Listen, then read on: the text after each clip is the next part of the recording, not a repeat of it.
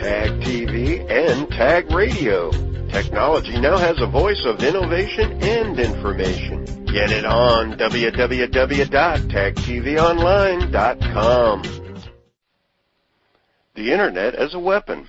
That's right, industry experts report that some Internet hackers have been developing ways to use the Internet to target financial markets, government, corporate systems, and utilities. Activities resulting in hackers engaging in espionage and intelligence agencies regularly testing networks looking for weaknesses. Like other terrorist threats, the techniques for probing weaknesses in the Internet and global networks are growing more sophisticated every year.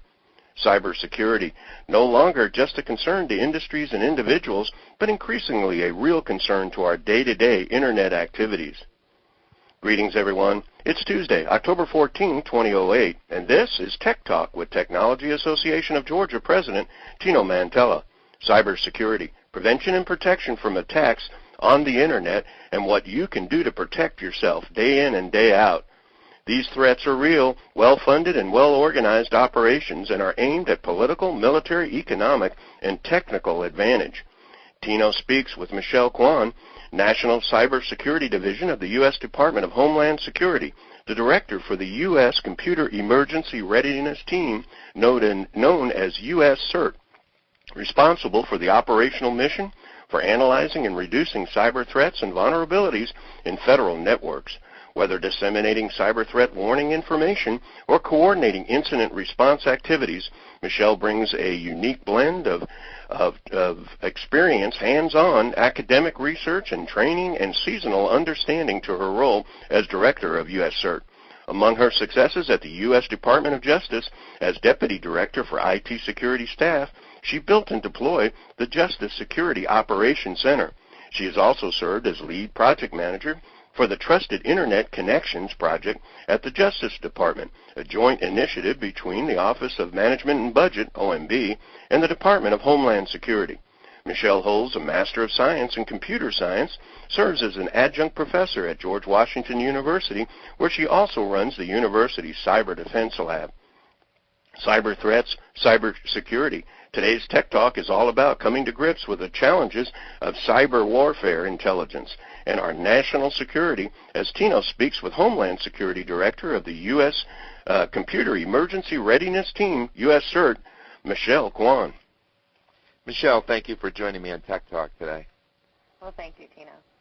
Well, let's jump right in and tell me about what the federal government is thinking and what are they facing in respect to the emerging cyber threat. Well, today the federal government is ramping up in a lot of different areas. Through the Comprehensive National Cybersecurity Initiative, the federal space is doing several things. Among them, there are a few that I'd like to focus on. They're establishing a front line of defense by shoring up and reducing their Internet connections. This project is, as you heard in the introduction, is called the Trusted Internet Connection Project. Right. And all of the federal civil agencies are participating in this project to reduce the, I guess you could call it the attack surface that's available for the attackers to attack the federal space. So in reducing the number of Internet connections to less than 100, that gives us a better visibility to our space and a smaller space for the attackers to attack us. In addition to that, we are expanding U.S. CERT and its capabilities. We are shoring up our relationship with all of the federal agencies, with our industry partners, with the state and local governments, and with our international partners. In improving these relationships and communication vehicles, we're hoping to work together to work against this problem instead of standing alone as an island. You've also heard some of our news about our Einstein projects. We're working to find better ways to monitor our federal civil space for attacks. And with these projects, we'll have much better, in conjunction with the TIC and Einstein together, we'll have a much better visibility of our Internet gateways. Well, a lot of our listeners, of course, read about and hear about the vulnerabilities that there's over the years. There's certainly been, significant vulnerabilities that have been exposed that, could lead to compromises in the infrastructure. And what steps do we need to take? And, of course, the audience that is listening today will be Georgia Tech students, but there's companies out there and really the community at large. So what steps do we as a community need to take to ensure the vulnerabilities are not exploited? Well, what's interesting about the current attacks that are happening today is they're actually not very savvy attacks. The attacks that are most prominent are actually taking advantage of the way the U.S. uses the Internet. Most of the attacks come in using a phishing attack or an attack, a targeted email with a link in it that sends you to a website that hosts malware, and then of course just general surfing and attacking publicly facing websites that can then host malware and do bad things to your computer or allow your computer to become a part of a network that allows even more bad things to happen on the Internet. These things can only happen if you have vulnerabilities on your computer.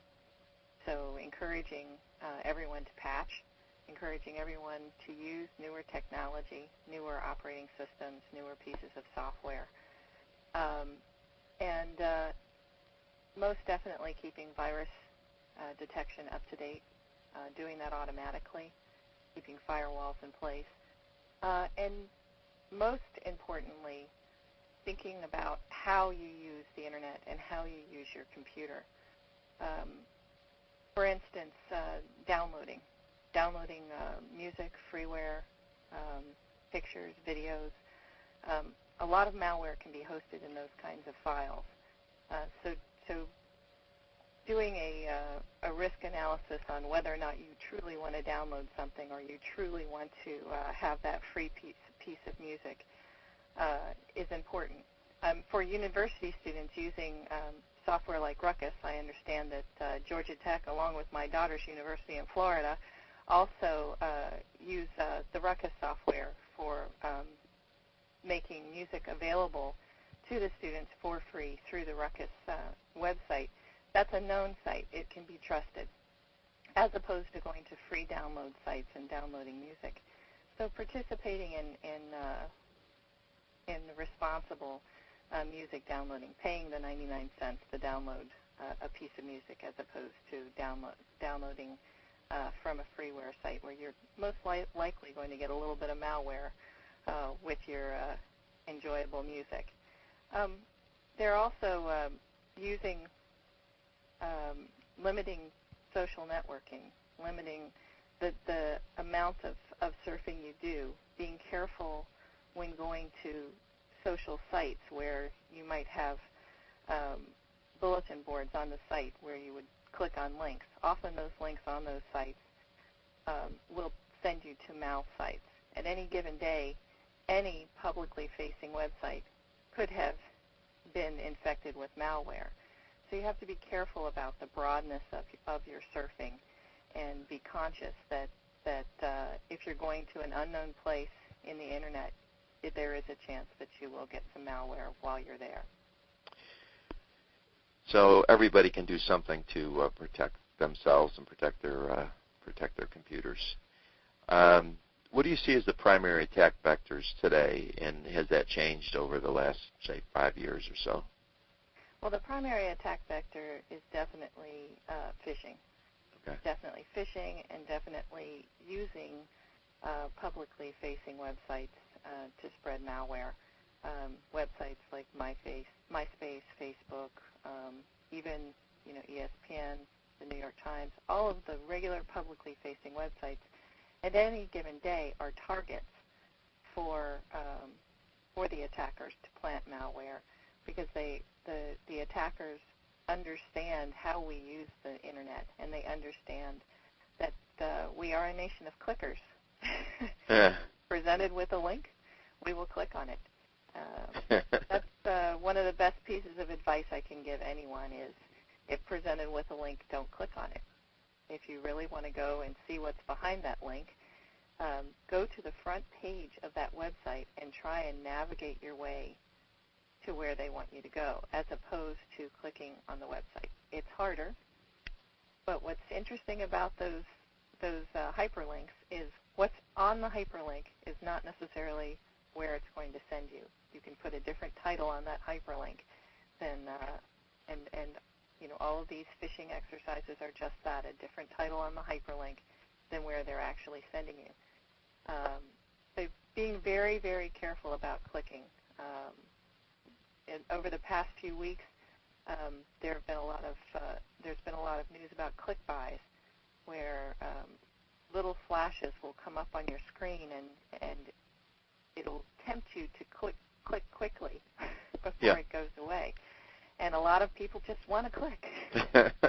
When you click, you're sent to a mal site where, again, malware is installed on your computers. And if you think about what that malware is, I think it's important to talk about that a little bit, because people, you know, just classify it as malware and then they don't know what it is.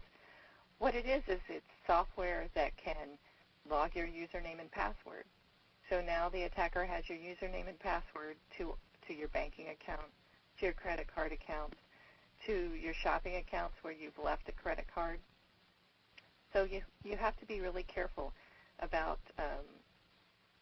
using personal identifiable information on a computer that you do a lot of surfing on. That's another really good way of protecting yourself. If you're going to surf like a crazy person and go to all different kinds of sites, it's best not to use that computer to pay your bills or log into somewhere that's important. Another kind of malware that's commonly installed during aggressive surfing is something called a screen scraper, where they actually record everything that you do while you're on the web. So if you are shopping and you're filling out your billing information, so now they have your credit card number, your date of birth, where you live, your telephone number. That's quite a lot of information that they can now use to become you and do identity theft. So it's really important to be careful about the way you do surfing and where you do your surfing. Doing your surfing on your personal computer that you pay your bills on or give any kind of personal identifiable information, you should definitely limit your surfing on that type of computer. You had mentioned a couple of times about Americans and being clickers, if you will. Is there a different profile for people that use computers, you know, being generic here, of course, but in the U.S. versus other countries then? Well, I'm not as familiar with that, being pretty focused here on the United States. But it is a global problem. Right. The use of the Internet is ramping up, and not just here in the United States. So, you know, I would venture to say that other countries have a similar clicking problem to us.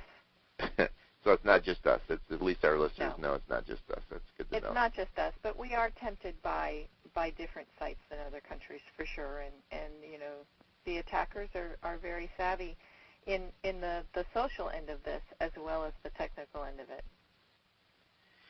So, final question for you is, you know, who's responsible for cybersecurity? And you know, I guess people look to the government to protect them, but in a lot of respects, what we've been talking about is the individual responsibilities. Well, it's definitely a partnership. No one entity could possibly solve this problem. The government doesn't have regulation or jurisdiction over the Internet, so it's not something that we can fix alone. We're all users of this space, and in order to do that, it must be a public-private partnership. The government must have a role in this. Industry must have a role in it. State and local governments are large partners in this, as well as international partners. And yes, the public can play a role in helping to defend themselves and helping us fight this fight. So it's definitely a partnership. So if people want to hear more about this, Michelle, you and a panel are going to be speaking on this on October 15th. Is that right, at Georgia Tech? Correct. That's correct, at Georgia Tech. So you can sign up, our listeners can sign up at the TAG website for the October 15th event, and I'm sure that there'll be lots of interest in that event. So, Mischel, thank you for joining us on Tech Talk today. Thank you.